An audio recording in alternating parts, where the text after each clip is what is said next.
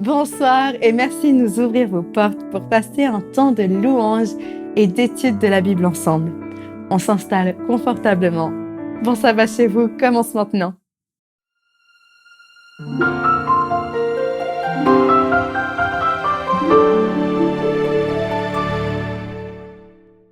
Bienvenue à vous qui souhaitez passer ce vendredi soir, ce début de sabbat en présence de Dieu et en notre compagnie. Ensemble, nous allons ouvrir sa parole pour en extraire des pépites spirituelles pour notre vie. Méditer sur des versets bibliques est une manière d'inviter Dieu dans notre cœur et dans notre vie tout entière. Une autre manière est de le chanter, et c'est exactement ce que nous allons faire maintenant. On se retrouve juste après.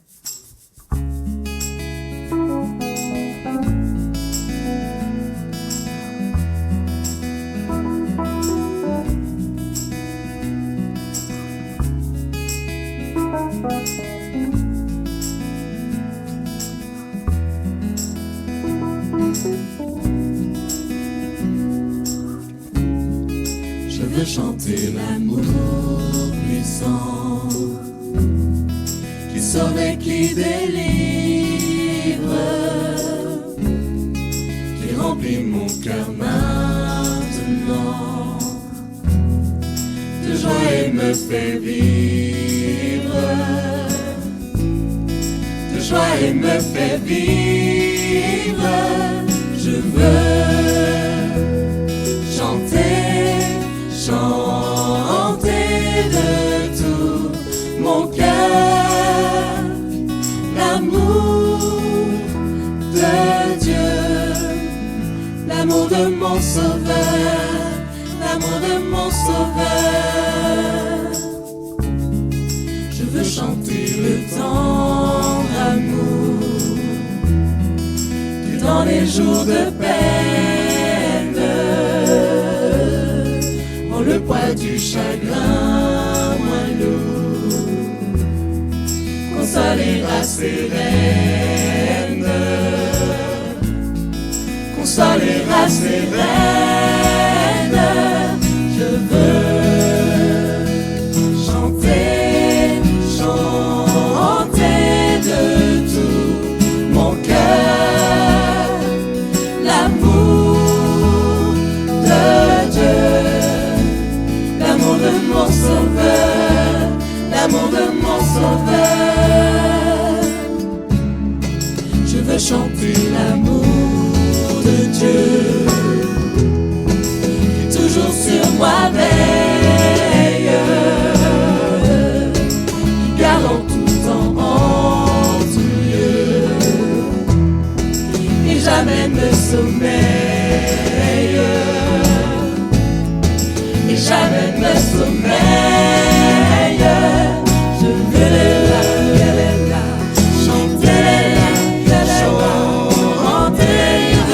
de tout mon cœur l'amour de Dieu, l'amour de mon sauveur, l'amour de mon sauveur. Je veux chanter le grand amour immuable et fidèle qui me conduit de jour en jour vers la vie éternelle, vers la vie éternelle, vers la vie éternelle.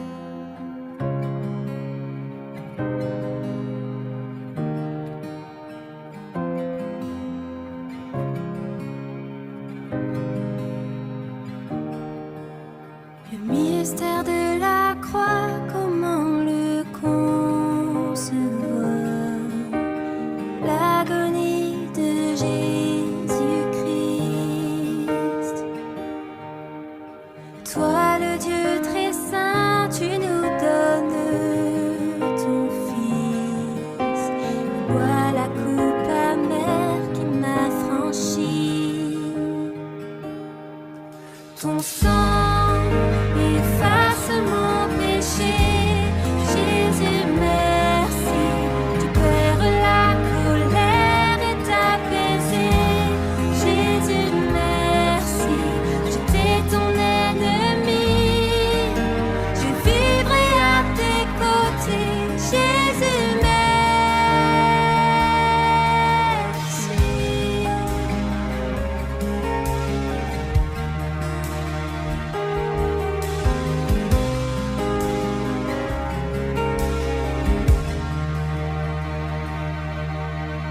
Par ton sacrifice parfait, je viens à toi, accueilli comme un ami.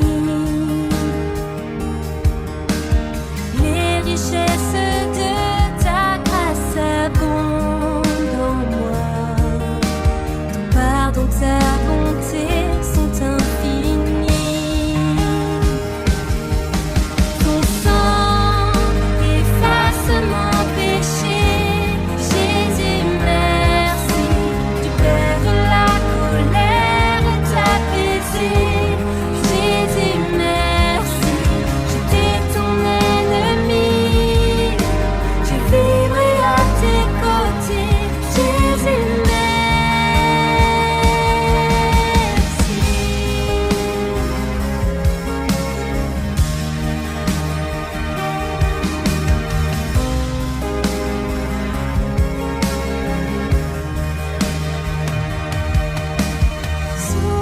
Sauveur de mon âme, je m'abandonne à toi. Sauveur de mon âme, je m'abandonne à toi.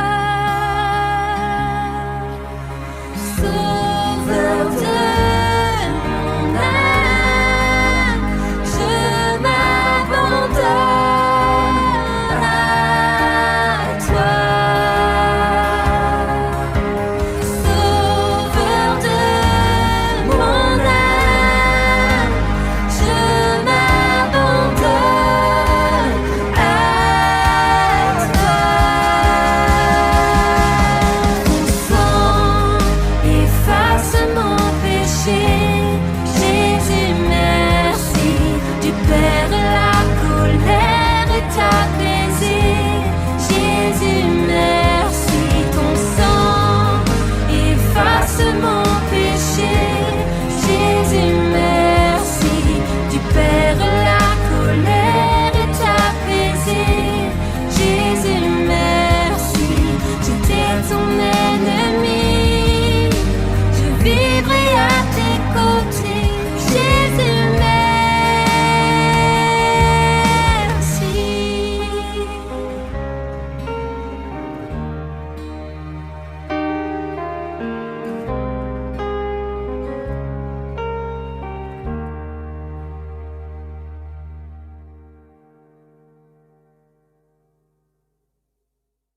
À une époque où les femmes n'avaient que trop peu de place dans la famille et dans la société en général, il n'est pas étonnant de retrouver le nom d'une femme comme personnage secondaire de la Bible. La vie de Bathsheba, ou Bathsheba selon les versions, a basculé lorsqu'elle a croisé le chemin du roi David. Cette histoire tragique d'adultère est souvent racontée par le prisme de David. Ce soir, c'est de la femme dont nous allons entendre parler. C'est parti. Bonsoir à toutes et à tous. C'est avec plaisir que nous allons commencer ce sabbat avec la réflexion d'un personnage biblique, afin de comprendre un peu mieux comment Dieu traite ces personnages, nos vies, nos conduites, nos faiblesses, et comment il peut transformer aussi nos faiblesses en force. Ce personnage est, d'une certaine façon, très bien connu, parce que David a commis une faute, une grave faute par ses conséquences, avec cette femme, mais ce qui compte pour nous, ce que nous allons voir ce soir, pourquoi cette histoire a été enregistrée dans la Bible.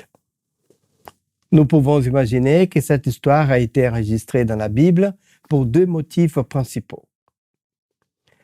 Le premier, c'est de montrer comment le péché est vraiment grave. Bien sûr qu'il y a des péchés plus graves que d'autres, mais la Bible veut montrer comment le péché en soi est grave, en conséquence très lointaine. Mais aussi pour nous encourager, pour nous montrer que Dieu est toujours là pour nous accompagner. Dieu sait que nous allons commettre des fautes parce que nous ne péchons pas, nous sommes pécheurs à cause de l'entrée du péché dans ce monde. Mais il est là pour nous encourager. Pourtant, cette histoire qui est très connue, qui est terrible, est là pour nous montrer comment Dieu peut transformer une personne qui a reconnu sa faute, qui a confessé son péché, comment Dieu peut transformer même les conséquences en quelque chose de positif. Pourtant, cette histoire, c'est une histoire de la richesse du pardon de Dieu, de la capacité de Dieu à nous pardonner, à effacer. Lui, il oublie. Bien sûr que nous nous rappelons de ce que nous avons fait, mais Dieu va nous traiter d'une telle façon comme si on n'avait jamais commis cette faute. Pourtant, à mon avis, c'est le but que Dieu a laissé avec d'autres de cette histoire, de ce personnage, Bathsheba. Quelques traits biographiques, parce que nous connaissons un peu le personnage par David, mais il y a quelques traits que la Bible nous distille ici ou là à propos de cette femme. D'abord, c'est une femme très très belle, très jeune. Elle n'avait pas encore d'enfant. Elle était mariée à l'époque. Elle était très très belle, selon la Bible. Son mari était un héros de guerre. Il appartenait à un groupe d'une trentaine d'hommes qui faisaient partie de la garde rapprochée de David depuis des années, depuis l'époque où David était encore au désert en fuite de Saoul. Et la Bible nous dit, si vous voulez regarder après, dans les livres de Samuel, 2 Samuel, chapitre 23, par exemple, que cette femme était la fille d'un certain Élien. Élien, 2 Samuel 23, 8 et 2 Samuel 23, 34, qui était l'un des héros de guerre de David. Déjà, elle est fille d'un héros de guerre. Et mariée à un certain Uri, qui était originaire de la Turquie actuelle, hittite, de la Turquie, de la Syrie actuelle, qui s'est converti au Dieu d'Israël et qui était un héros de guerre de David, 2 Samuel 23, 39. Aussi, cette femme, son père qui s'appelait pourtant Élien, les pères de son mari s'appelait Ahitophel de Gilo. Ce Ahitophel était un conseiller de David. Et ce conseiller de David était l'homme le plus sage à l'époque. 2 Samuel 16, 23 nous dit « Les conseils donnés en ces temps-là pour Ahitophel avaient autant d'autorité que si l'on ait consulté Dieu lui-même. Il en était ainsi de tous les conseils d'Ahitophel, soit pour David, soit pour Salomon. » Pourtant, on peut imaginer que, comme Salomon plus tard va être le arrière-petit-fils de cet homme, peut-être qu'une partie de la grande sagesse de Salomon était aussi un peu de la famille de cette femme. Pourtant, l'histoire commence par David qui s'élève un soir, peut-être qu'il a il a dormi un peu plus qu'une siesta. La Bible dit qu'il s'élève l'après-midi, c'était presque le soir. Il est en train de se promener en haut de son palais. Et ceux qui ont eu le privilège de connaître Israël, là où était le palais de David, on ne l'a pas encore trouvé. Mais on pense que le palais de David était dans un endroit où il y a un ravin, où il y avait beaucoup de maisons en bas et juste en face. Pourtant, David est là en haut, il se promène sur sa terrasse et il voit une femme qui se baigne, qui est en train de se baigner. Il peut la voir. Or, la Bible dit qu'elle était extrêmement belle. Et j'ai mis ici David cède à la tentation, 2 Samuel 11, 2 à 5. Il voit cette femme. Et j'ai mis aussi que Bethesda, au Bathsheba, cède elle aussi à la tentation. Parce que ce n'est pas pour dénigrer, parce que nous regardons seulement les côtés de David, mais elle savait qu'elle pouvait être vue par les gens qui étaient au palais, par les rois ou par les gardes du palais. Elle n'avait pas besoin de se baigner d'une telle façon qu'on allait voir son corps.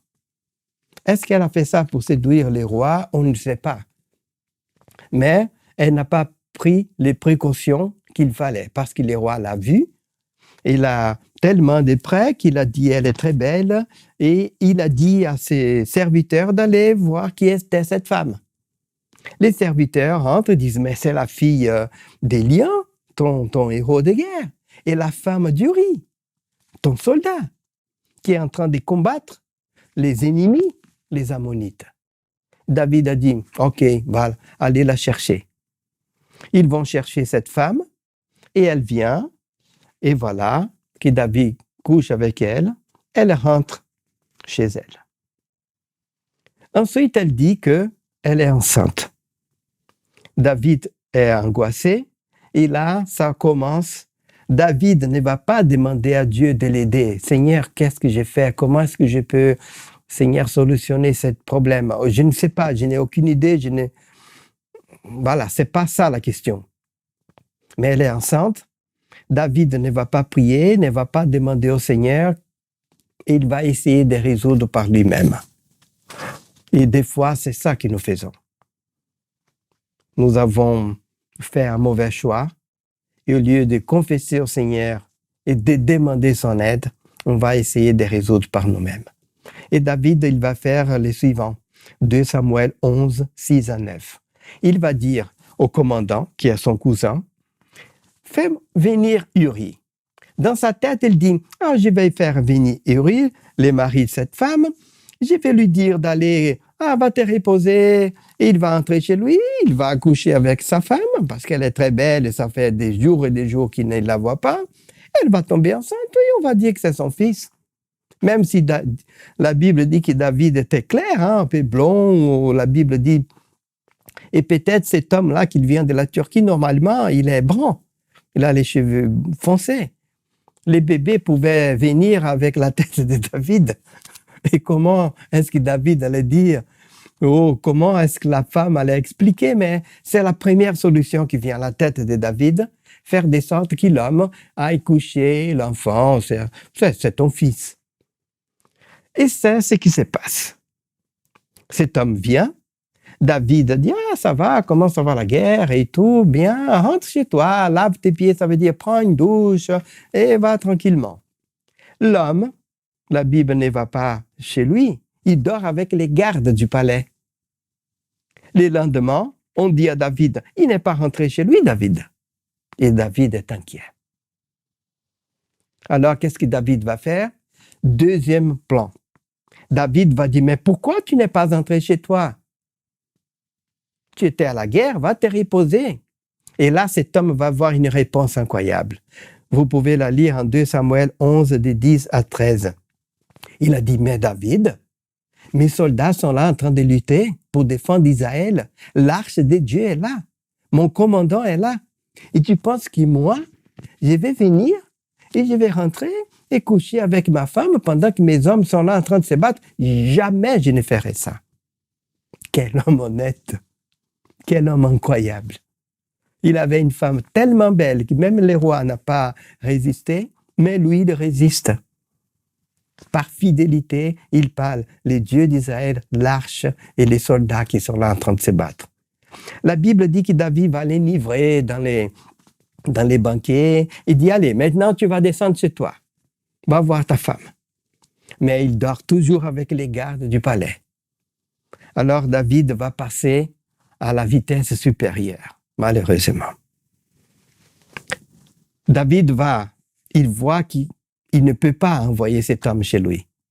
Alors il écrit une lettre à son cousin qui est le général de l'armée, ferme la lettre, donne à Uri qui va partir dire, voilà, tu peux repartir à la guerre, tu donnes cette lettre au commandant. Qu'est-ce qui s'était écrit dans la lettre? David a dit, toi, quand tu vas t'approcher du mur de la ville de tes ennemis, mets Uri devant les soldats, dans l'endroit où il y a les soldats les plus dangereux, les ennemis. Et quand les ennemis vont venir pour vous attaquer, reculez, laissez-lui tout seul pour qu'il meure. C'est ce qui va se passer. Nous avons ça en 2 Samuel 11, 26, 27. Et le pire de cette histoire, en plus que c'est Uri lui-même qui amène la lettre, c'est que beaucoup vont mourir pour faire mourir cet homme, des hommes d'Israël. Parce que Joab, le commandant, va les envoyer dans la gueule du loup, et ce n'est pas seulement Uri qui va mourir d'Israël, beaucoup d'autres. Je vais vous lire ici. 2 Samuel 11, versets 16 et 17. Joab, en assiégeant la ville, plaça Uri à l'endroit où il savait défendu par des vaillants soldats. Les hommes de la ville firent une sortie et se battirent contre Joab. Plusieurs tombèrent parmi les peuples, parmi les serviteurs de David, et Uri, l'Héthien, fut aussi tué. Comme vous voyez, pour que David accomplisse son projet, beaucoup de ses propres soldats ont été tués. La femme a su que son mari était mort, elle a pleuré, elle a fait son deuil, et ensuite David l'a pris comme femme, elle est veuf, David l'a pris comme femme. Mais la Bible dit que Dieu n'a pas aimé ça. Et vous connaissez l'histoire, Dieu va envoyer Nathan, les prophètes, pour réveiller David, qui n'avait même pas demandé pardon à Dieu. L'enfant était déjà né. Normalement, il faut 9 mois pour qu'un enfant vienne au monde. L'enfant est né, et David ne demande pas pardon, comme si rien n'était. Les prophètes arrivent et réveillent David pour dire « Tu as fait une folie, David ». Et là, David demande pardon. Les prophètes disent « Dieu t'a pardonné, mais il y aura des conséquences terribles ». Dieu nous aide à porter, Jésus a payé pour nous la faute de nos péchés, mais pas les conséquences. Les conséquences, c'est nous. Si je passe ma vie à boire, c'est moi qui vais avoir une cirrhose, pas Jésus sur la croix. Il me pardonne, mais les conséquences, c'est moi. Mais ce qui est bien, ce qui est merveilleux, c'est que Dieu va m'aider à porter les conséquences. Et c'est ça que nous allons voir ici dans cette histoire. Il va aider David. Or, ses fils est mort, peut-être par l'angoisse de cette femme pendant cette grossesse, tous ces complots. Cet enfant est mort, David a prié, mais Dieu ne l'a pas sauvé. David a pris cette femme comme épouse, et ensuite, elle va avoir un deuxième enfant. Cet enfant, nous le connaissons, c'est Salomon. Salomon qui s'appelle Shalom P. Mais Dieu va l'aimer, et la Bible nous dit que 2 Samuel 12, 24 à 25. David consola Bathsheba, sa femme. Il alla auprès d'elle, coucha avec elle. Elle enfanta un fils qu'il appela Salomon. Il fut aimé de l'Éternel. Et David va remettre cet enfant entre les mains du prophète Nathan pour l'éduquer bien. Et Nathan va lui donner un autre nom. Jédidia. Le nom de Salomon, c'était Jédidia, qui ça veut dire aimé de l'Éternel. Voilà ce qui est merveilleux. Dieu voulait montrer à David, à nous-mêmes. Il a pardonné David parce que David a demandé pardon. Lisez les psaumes 51, les psaumes 34. David a vraiment regretté ce qu'il a fait. Dieu a pardonné, il a passé l'éponge, il a jeté les péchés dans les profondeurs de la mer. Et Dieu va traiter maintenant David et cette femme comme s'il n'avait jamais commis ces péchés. Même si les conséquences vont rester. Et des conséquences difficiles. Mais Dieu lui-même ne va pas traiter David et cette femme avec ces regards-là. Non, pour Dieu, c'est effacé. Complètement. Et la preuve, c'est que c'est Salomon, alors que David avait déjà beaucoup d'autres enfants princes qui étaient déjà prêts pour être rois. Quand David sera très vieux et qui, près de sa mort, c'est Salomon qu'il va dire, c'est lui qui va régner à ma place. Vous pouvez lire ça dans les livres des rois, 1 roi, chapitre 1, 28 à 31. Il appelle Bathsheba, cette femme, et il va confirmer à elle que c'est Salomon qui va être roi à sa place. Il dit, ainsi que je l'ai juré par l'Éternel, le Dieu d'Israël, en disant, Salomon, ton fils, régnera après moi. Voilà. Et nous savons que c'est Salomon qui va entrer dans la descendance de Jésus-Christ. Et cette femme, Bathsheba, est aussi l'une des ancêtres mères de Jésus, le Fils de Dieu. Nous voyons ça dans les livres de Matthieu, chapitre 1, verset 6. Quand la Bible raconte toute la généalogie de David, la Bible dit, Isaïe engendra au Jessé, il y a des versions dont le papa de David s'appelle Jessé ou Isaïe. Isaïe engendra David.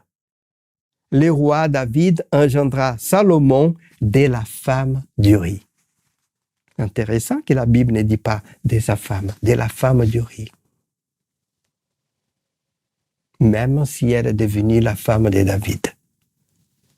Vous voyez que, pour moi, sincèrement, je vois là les symboles presque absolus de la capacité de Dieu à nous pardonner, à effacer et à nous montrer, j'ai oublié, c'est fini. Tu n'as même plus besoin, David, de demander pardon à nouveau. C'est fini, on n'en parle plus. Oui, il a eu des conséquences. David a même perdu 3 enfants à cause de ça, avec des problèmes de sexualité et des crimes, des violences, comme il a fait avec Uri. La prophétie avait dit, tu vas perdre 4 enfants à cause de ça. C'est pas Dieu qui va les tuer, mais il aura des conséquences. Ils ont vu le père faire, ils ont fait la même chose. Et réellement, ça s'est passé comme ça. Les premiers, le bébé est mort, mais 3 autres sont morts des morts violentes par des questions sexuelles. Mais ce n'est pas parce que Dieu persécutait David, c'était des conséquences naturelles du péché. Pourtant, ce qui compte pour nous de cette histoire, c'est qu'il faut se concentrer. Peut-être que nous n'allons pas commettre ce genre d'égarements. Mais nous avons tous connu déjà des égarements ou allons connaître plus ou moins sérieux. Peut-être que nous avons commis des égarements qui ont des conséquences pour nos enfants, pour notre vie professionnelle et de santé et d'autres, et qu'on ne peut plus revenir en arrière. Mais il ne faut plus s'accabler. Même si les conséquences sont là, on ne peut plus revenir en arrière. Nous avons demandé pardon à Dieu avec sincérité, c'est pardonné. Mais par la foi, Dieu l'a jeté dans la profondeur de la mer. Il ne se souvient plus. Et si je peux me permettre, au moins je m'applique cela. Il ne faut pas demander 2 fois pardon pour les mêmes péchés. Si vous n'avez pas commis à nouveau pour les mêmes péchés. Si vous l'avez commis à nouveau, ok. Mais il ne faut pas demander pardon aujourd'hui à un péché que vous avez déjà demandé pardon. Dieu ne veut pas ça. Parce qu'il nous aime. Et il va nous dire, mais Rivan, j'ai déjà oublié ça. Pourquoi tu m'en parles encore? Il n'existe même pas. Ah, tu n'as pas eu confiance que je t'ai pardonné. Alors n'en parlons plus. Alors faites confiance. Si vous avez demandé pardon, n'en parlez plus. Pour montrer à vous-même que vous faites confiance au Seigneur.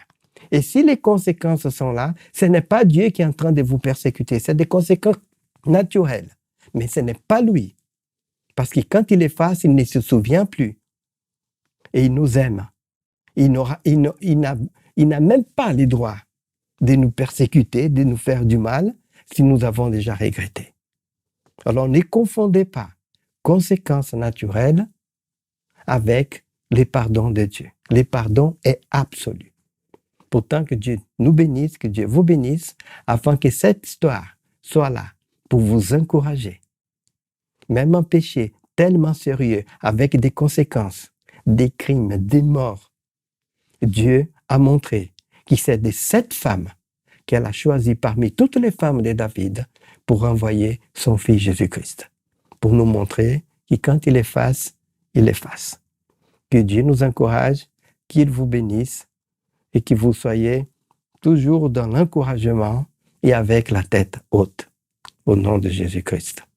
Un bon sabbat chez vous.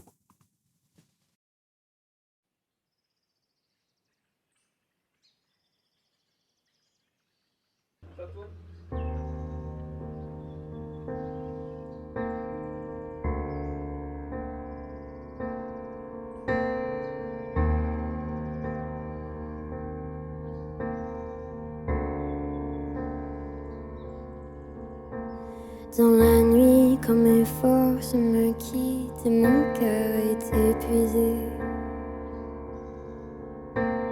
Et le jour, quand ma foi est faible, tu me rappelles qui tu es. Je crois toujours que tu es le Dieu des miracles. Oh, je crois toujours que tu es celui qui guérit. Je m'attends à toi, Seigneur, dans l'inconnu, je t'appelle. Je continuerai de t'attendre. Je m'attends à toi, je m'attends à toi. Je continuerai de t'attendre. Je m'attends à toi, je m'attends à toi.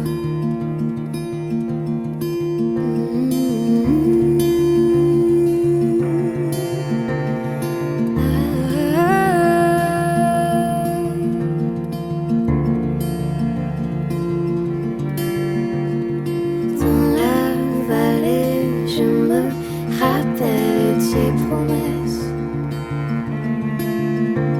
Je t'entends me dire, on ne craint pas car je suis là. Je crois encore que tu es le même. Jour après jour, tu ne m'abandonnes pas. Tu restaures mon âme et ranimes mon cœur. Tu ranimes mon cœur. Je m'attends à toi, Seigneur. Dans l'inconnu, je t'appelle. Je continuerai de t'attendre. Je m'attends à toi, je m'attends à toi. Je continuerai de t'attendre. Je m'attends à toi, je m'attends à toi.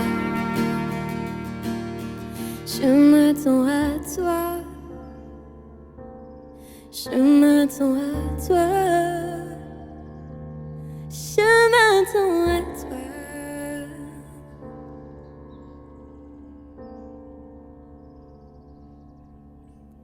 Je dirai, chanterai qui tu es toujours. Je vivrai, proclamerai qui tu es, Seigneur. Que tu es tout ce que j'ai, tu es mon miracle.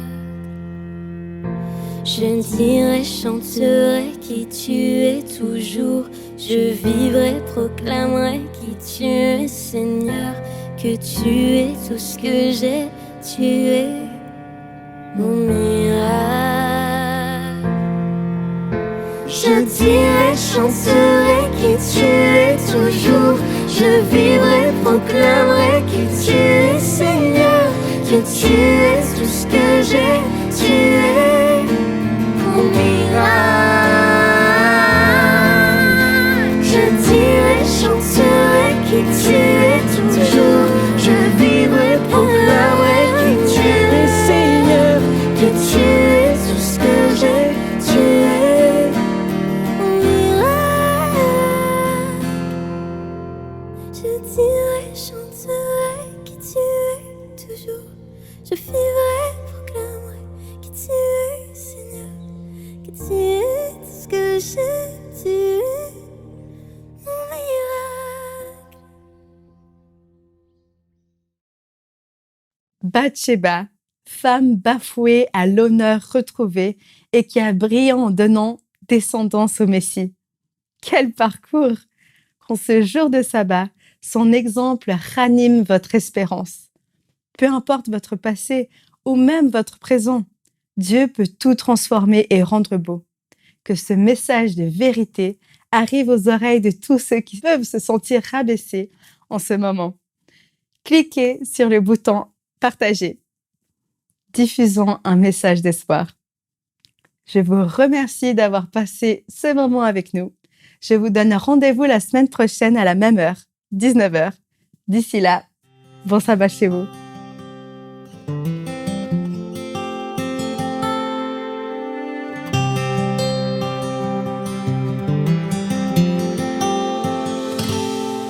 Souviens-toi du sabbat pour le sanctifier,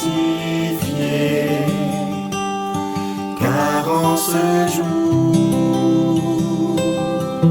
Dieu nous invite à venir le rencontrer dans son amour pour mieux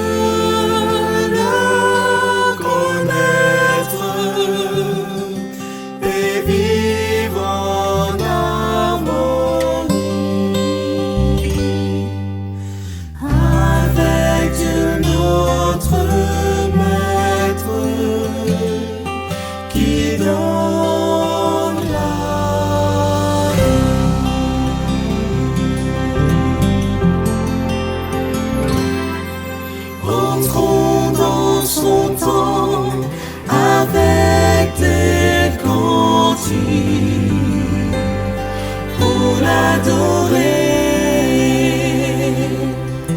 Remplissons ce lieu de nos voix de musique pour le louer. Merci à notre Père pour le jour du sabbat, pour ce point de repère avec toi.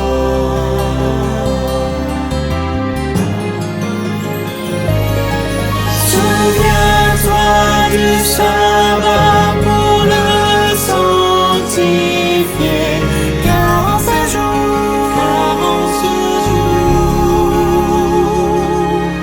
Dieu nous invite à venir le rencontrer dans son amour,